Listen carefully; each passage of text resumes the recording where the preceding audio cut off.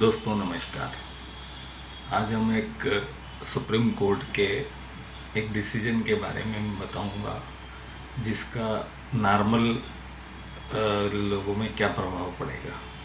सबसे पहले हम बात करते हैं कि आयकर की धारा 269 एसटी में कहा गया है कि 2 लाख से ऊपर का पेमेंट आप कहीं से ले नहीं सकते हो। यदि लेते हो तो उस पर 271 डीए के अंतर्गत जितना अमाउंट नगद में लिया है उतने ही की राशि की पेनल्टी लगेगी। ये वक्तव्य इसलिए बहुत महत्वपूर्ण है क्योंकि हम नॉर्मल कोर्स में भी हुंडी चिट्ठी में लोग नगद पैसा ले लेते हैं और दे लेते हैं, है ना, और कोर्ट में केस लगा देते हैं।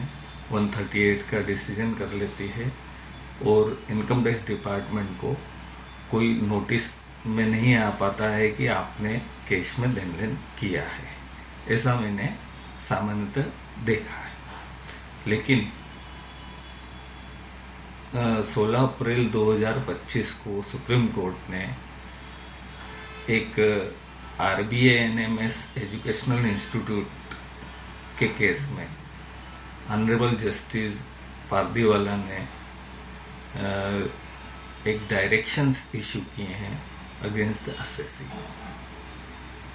जिसमें डायरेक्शंस में ये कहा गया है कि सभी कोर्ट को ये डायरेक्शंस दिए गए हैं कि यदि कोई कैश का लेन देन जो 2 लाख से ऊपर है अगर आपके नोटिस में आता है केस के दौरान, तो आप उस जुरिडिक्शनल इनकम टैक्स ऑफिसर को इसकी सूचना देंगे। अब सभी कोर्ट को कहा है, रजिस्ट्रार ऑफ प्रॉपर्टीज वाले को कहा है। इसके अलावा इनकम टैक्स ऑफिसर के लिए डायरेक्शन ये है कि यदि कोई सर्च सीजर में कोई 2 लाख से ऊपर का कैश ट्रांजैक्शन मिलता है तो इनकम टैक्स ऑफिसर को स्टेट सेक्रेटरी को बताना पड़ेगा, इंटीमेशन देना पड़ेगी। अगर वो नहीं बताता है तो उस पर कार्रवाई होगी। इस प्रकार के डायरेक्शंस इसलिए दिए गए हैं कि इस पर्टिकुलर केस में ऐसा हुआ था कि किसी ने 75 लाख रुपए नकद देकर प्रॉपर्टी खरीदने का एग्रीमेंट किया था और एग्रीमेंट थर्ड पार्टी से किया था और उन्होंने कोर्ट में केस लगाया था।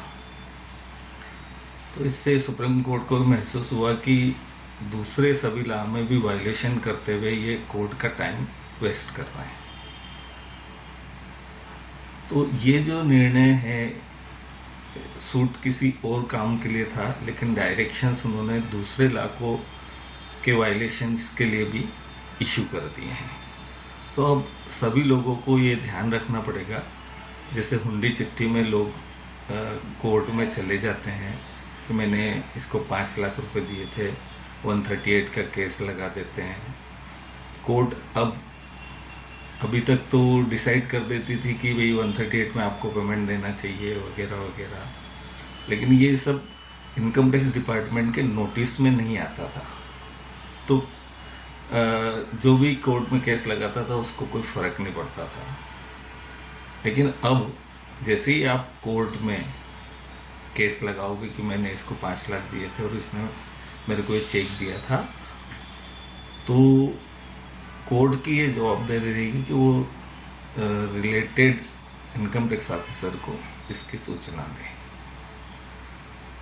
तो ये सुप्रीम कोर्ट का जो निर्णय है वो उसके साथ साथ अभी एक बुनियाद केमिकल लिमिटेड का भी केस डिसाइड किया है बॉम्बे हाई कोर्ट ने।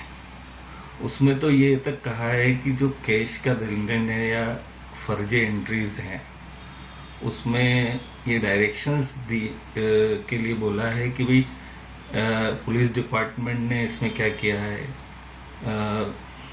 प्रिवेंशन ऑफ मनी लॉन्ड्रिंग क्यों नहीं अप्लाई किया गया है। तो इन सब डिपार्टमेंट के बारे में जिक्र करते हुए इनको डायरेक्शन दिए कि ये एक्शन ले। तो अब किसी भी केस में ये अलर्ट रहना है कि मल्टीपल